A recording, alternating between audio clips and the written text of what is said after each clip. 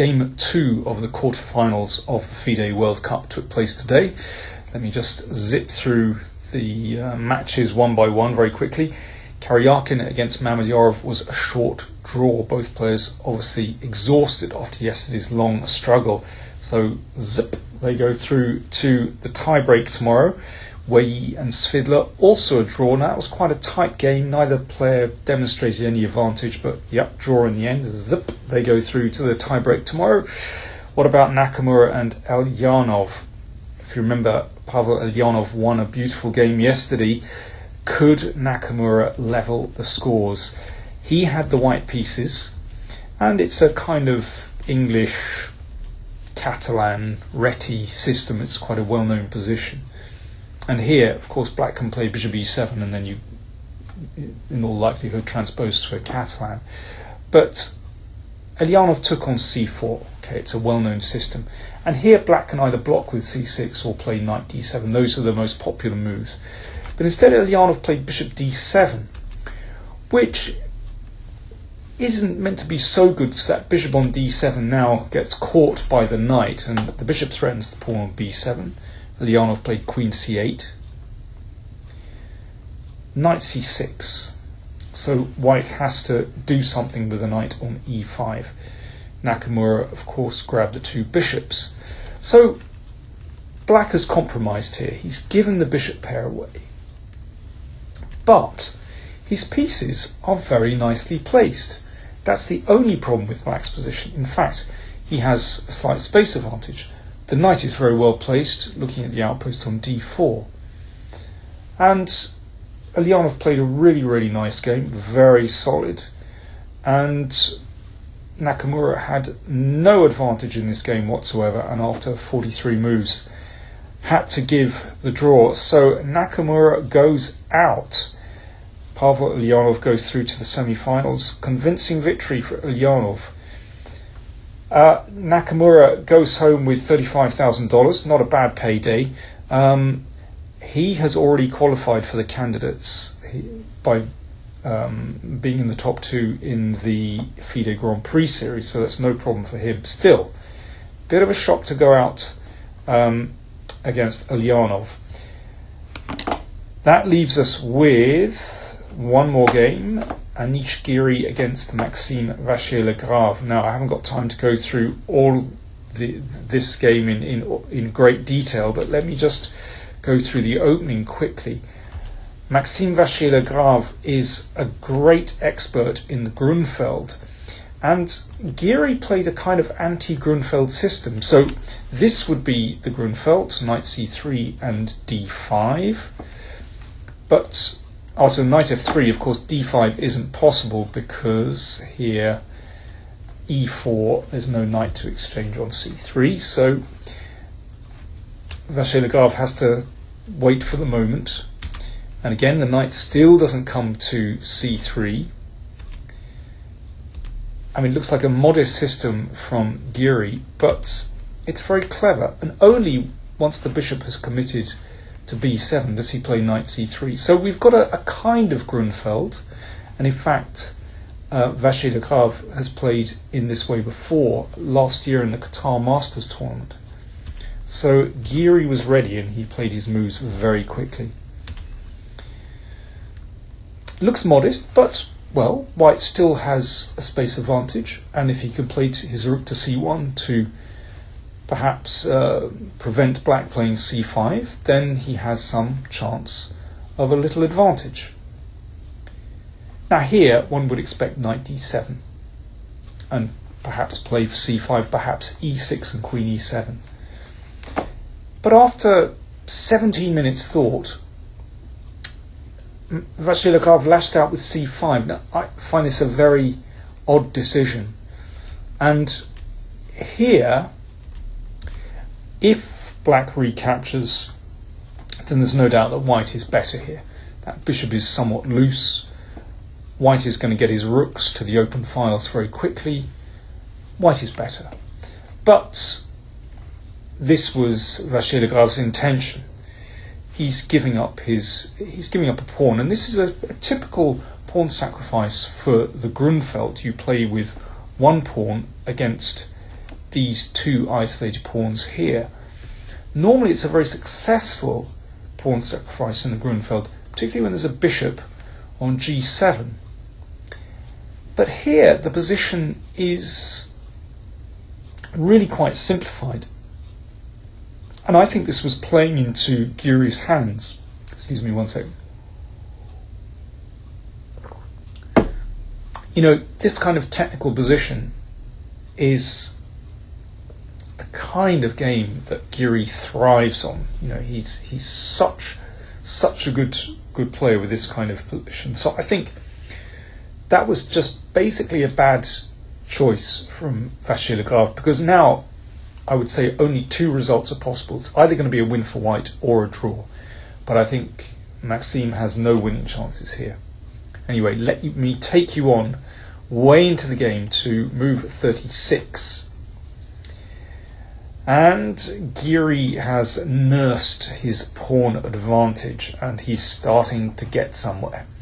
Now, there are 4 isolated pawns here against 3 isolated pawns, so this is not an easy one to win with trying to keep these pawns together. Nevertheless, white's still a pawn up, and he does have a bishop against the knight. Now here, Giri said after the game that he thought that Maxime had planned rook a3 here. But there's a problem with this move. Rook c7, and if the knight moves, then bishop h5, and suddenly there's a problem on f7. So Maxime put his king back on e7, but now this allows the rook into c6. And now there's nothing better for black than to play like this. I think it would be a big mistake to play passively with rook b7, but it is possible to grab the d pawn to exchange pawns, and Nish took the chance to go into a rook and pawn endgame. Well, in many ways this is a standard kind of position, but it's a little bit unusual to have 2 against 2 on the king side and an outside pass pawn. Normally it's a very well known endgame when you have 3 against 3 on the king side and an outside pass pawn. So as Giri said, it makes it maybe more difficult for the defence because it's not quite a standard position. Maxime played h5. That's to stop the king coming forward and perhaps create some counterplay later on. Reasonable move, but okay, king h4, rook f5, and that pegs white's rook back here. And now rook c4, king comes up, b4. Now here black had to make one of those decisions which in a practical game is very difficult to know which is the best move. Do you blockade with the rook and keep white's rook on b4? Then Giri thought he would play rook d4 and perhaps threaten to bring the king over, and the rook holds the kingside pawns for the moment. Or do you play in the game with king g6, but that allows the rook to come back behind the pawn? It's very hard. Even now, I've been looking at this game a little bit this afternoon, and I find it very hard to tell which is the best idea. That was a subtle check, by the way, to just bring that pawn a little forward. It brings it closer to white's king if white's king ever breaks through. Lots of subtleties here. And now here again is one of those decisions that black has to make, which is really tough. Do you simply blockade with rook b5, or do you grab this pawn? So this threatens 2 pawns. The white rook goes behind. Black takes the pawn, but now the rook is going to be passive. The rook has to blockade that pawn.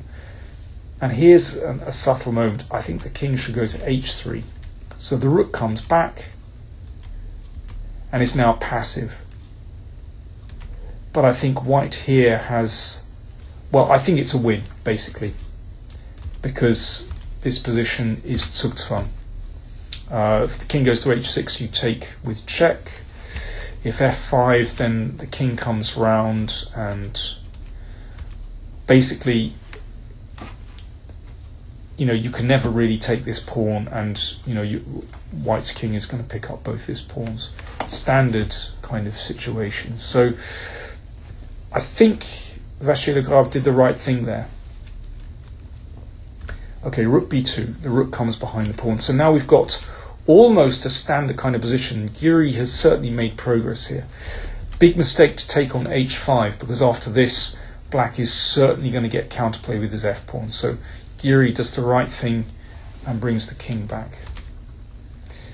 And now, a subtle moment. Rook b1. And this is a kind of Zugzwang position.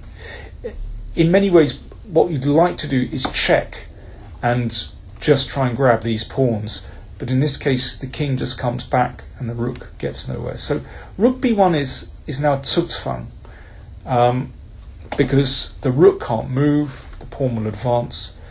Advancing these pawns certainly doesn't help black. So black has to move the king, and the king comes to a worse square, basically.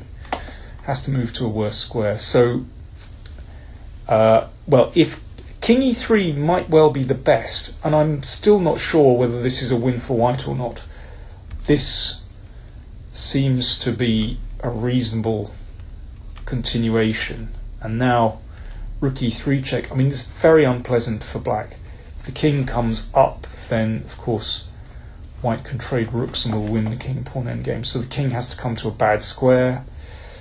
And then, well, this is touch and go. I'm really not sure whether this is a win for white, but very, very unpleasant to defend anyway.